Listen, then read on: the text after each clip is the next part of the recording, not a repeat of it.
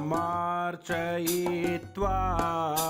विधिवत् विधिज्ञः तपोधनं मानधनाग्रयायि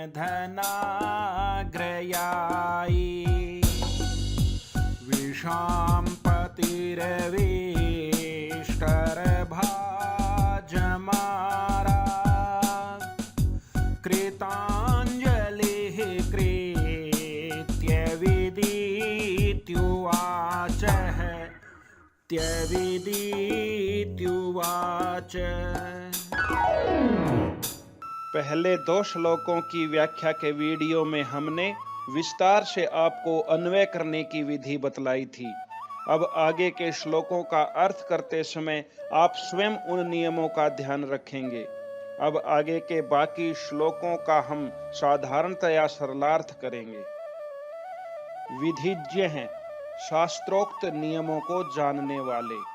मान धन अग्रयायी, स्वाभिमानियों में अग्रणी।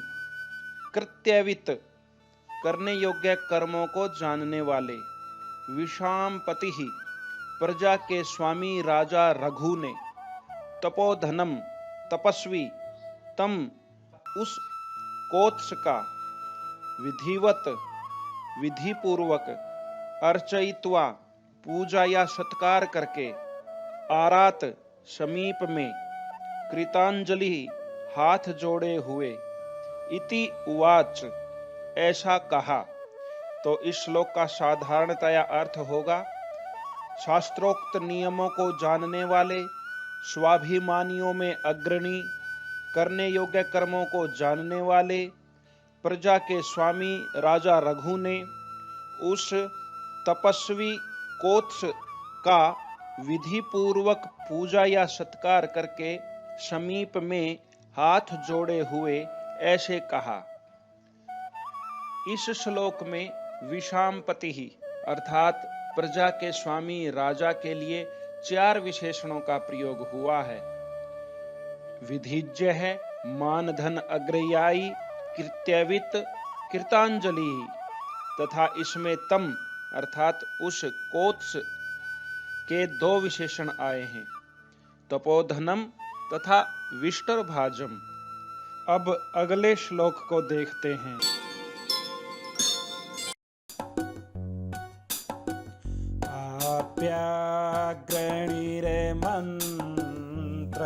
आप्याग्रणिर्मन्त्रकृतां ऋषीणा कुशाग्रबुद्धे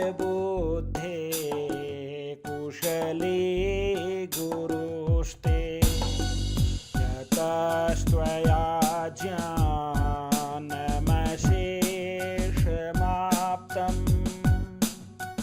लोकेन चैतन्यमिवोष्णरश्मिः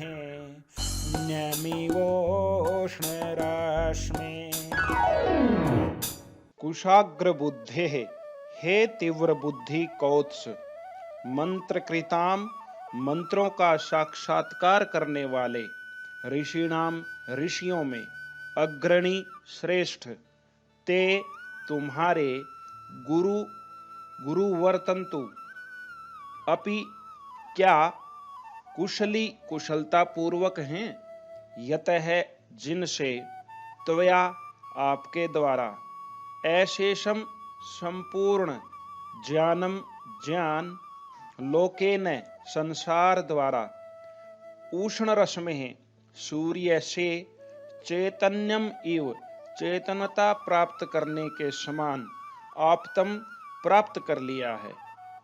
इस प्रकार इस श्लोक का साधारणतया सरलार्थ होगा, हे तीव्र बुद्धि कोत्स, मंत्रों का साक्षात्कार करने वाले ऋषियों में श्रेष्ठ, तुम्हारे गुरु वर्तन्तु, क्या कुशलता पूर्वक हैं, जिनसे आपके द्वारा संपूर्ण ज्ञान संसार द्वारा सूर्य से चेतनता प्राप्त करने के समान प्राप्त कर लिया है।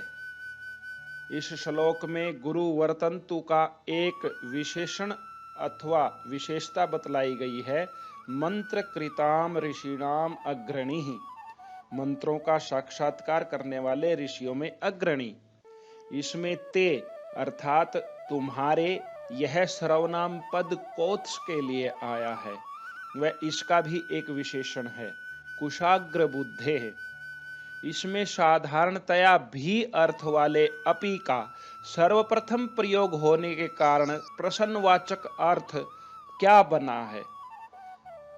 गुरु द्वारा ज्ञान प्राप्त करने की तुलना सूर्य से चेतनता प्राप्त करने से करके कवि कालिदास ने अपने प्रिय अलंकार उपमा का सुंदर प्रयोग किया है। इसमें सूर्य को एक विशेष गुणवाचक शब्द उष्ण रश्में कहा गया है, जिसका अर्थ है गर्म है किरणें जिसकी, अर्थात सूर्य। अब अगले श्लोक को देखते हैं। तवार्हतो नाभिगमेन तृप्तं